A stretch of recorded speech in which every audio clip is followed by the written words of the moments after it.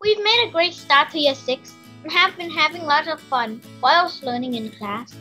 We've really been enjoying our guided reading lessons and decided we want to share a story we've read and analyzed last week. The story was based on a really interesting topic that none of us knew anything about. In 1979, two men, their wives and their children, undertook a daring mission to escape from East Germany and attempt to arrive into West Germany. At that time, it was really hard to live in East Germany. There were lots of rules you had to follow. Certain type of music, art and tech were banned, and many people struggled as it could be difficult to find food.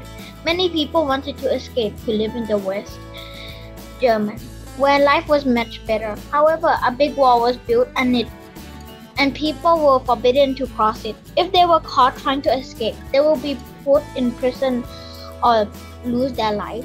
The most amazing part of this story is that it's 100% true. Next. Hans-Peter Strelec and Gunther Wetzel, the friends who crossed the border by balloon, Germany 1979. The Germans want to go over the wall, so they set off a hot air balloon across and completed the escape. Next. For more than 40 years from 19, political difference mean that Germany was split in half and had two separate governments. German left wing in the communist-controlled eastern sectors forbidden from crossing into the west, and heavily armed border with attack dogs, guards, towers, and minefield prevented them even visiting friends and families living on the other side. Nevertheless, there were many attempts to cross the border and several hundred Kitans died trying to reach the west in the belief that life there would be better. Some were shot dead by border guards. Others were killed in minefield. Still, many refused to adapt defeat and often chose. Next. One of the most daring plans was hatched by a former aircraft mechanic, Hans-Peter Streckel, and his friend Gunther Wetzel, a bricklayer, keen to smuggle their wives and 4 young children out of East Germany. They realized it was too dangerous to escape by land. Instead, after seeing a television documentary about the early days of men at flight, they decided to fly over the border. Their idea was to cross at such a height that the guards below would have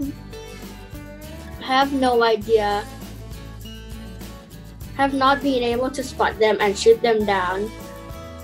Having worked at an aircraft industry, Streckel knew it would be impossible for them to get their hands on an airplane. However, he was confident they could build a simple flying machine, and the pair decided to design and build their own hot air balloon. Next.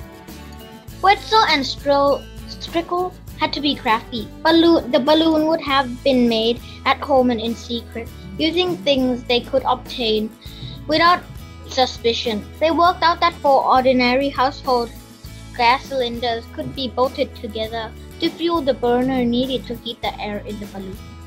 It would also be relatively easy to make a basket to hang beneath it for the passengers, but both men knew that lifting 8 people would be difficult, even though 4 were children. It would require a really big balloon, which meant lots and lots of suitable fabric. They decided to buy the fabric in modest amounts and visited many different shops, but they would purchase only small quantity each time. To further disguise what they were doing, they pretended they were using the fabric for camping or sailing.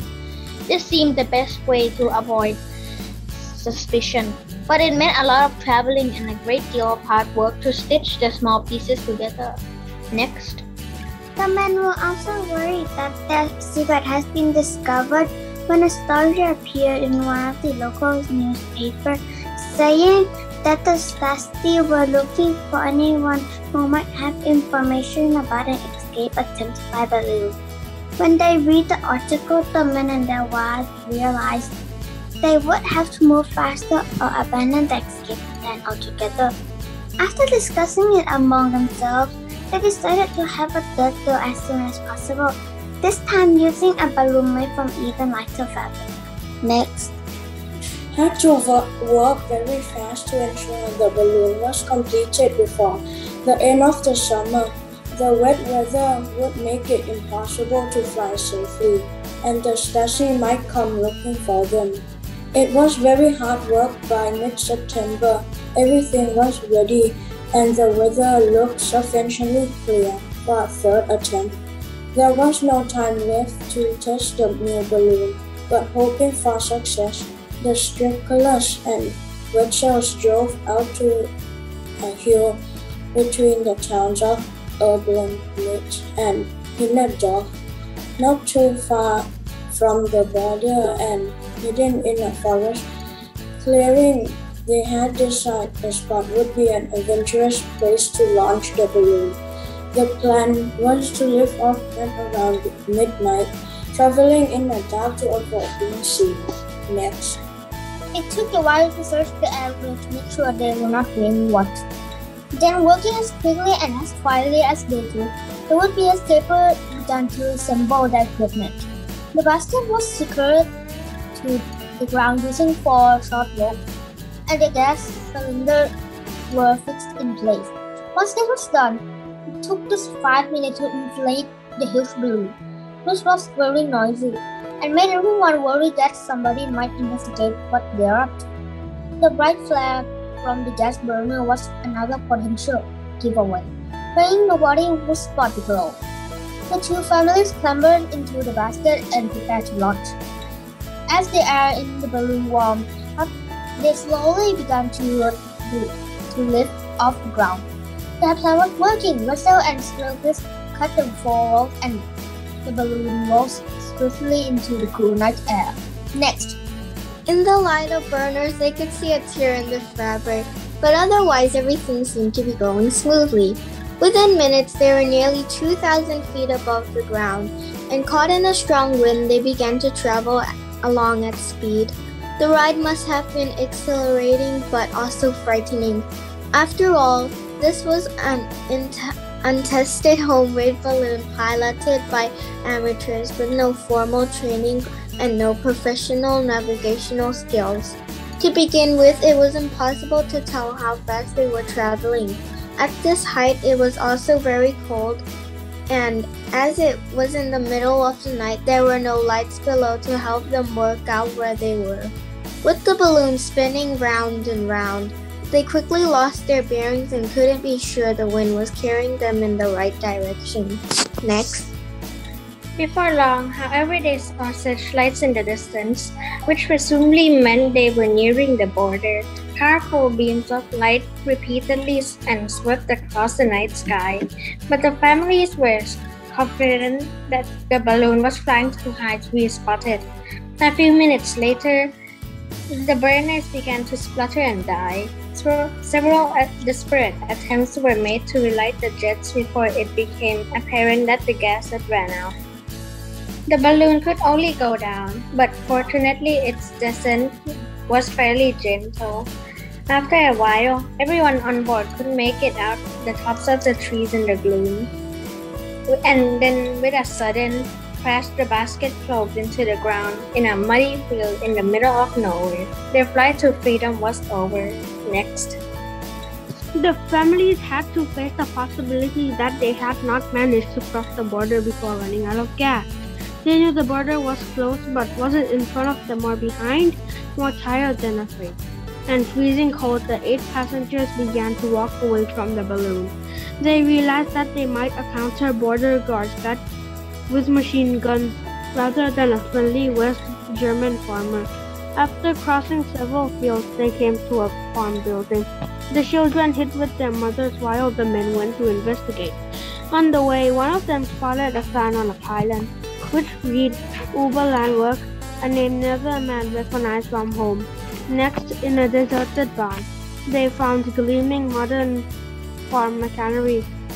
This was much newer and far superior to the old tractors used in East Germany, and for the first time the men dared to hope that their plan had succeeded. Next. As they stood there wondering what to do next, a car appeared and a couple of uniformed men got out. Wesley and Shirley were relieved when they didn't recognize the uniform. They must be West German police uniform, they thought, and not those of the hated Stasi. Just to be sure, they asked whether they were now in West Germany. Of course you are, replied one of the policemen. Where else would you be? It took a while to answer this question and to explain how they had got there.